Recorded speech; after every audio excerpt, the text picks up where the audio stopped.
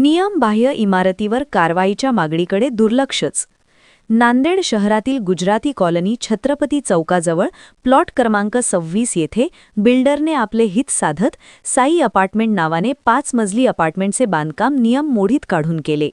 बांधकाम करताना नियमानुसार करणे आवश्यक असताना नियमबाह्य बांधकामाने वसाहतीसह विकत घेणाऱ्याचेही नुकसान झाले.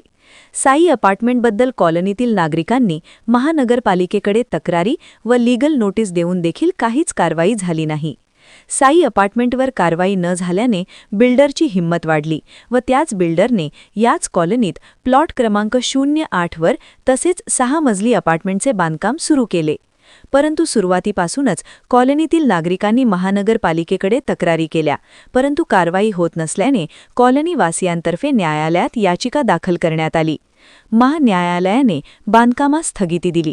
रस्त्याच्या बाजूने व तिन्ही बाजूंनी अतिशय कमी जागा सोडली असून भविष्यात जर आगीची दुर्घटना घडली तर अग्निशमन दलाला पाईप टाकण्यासाठी आवश्यक असणारी जागा देखील सोडली नसल्याने प्रस्तावित इमारतीतील व शेजारील इमारतीत मोठी जीवितहानी होऊ शकते.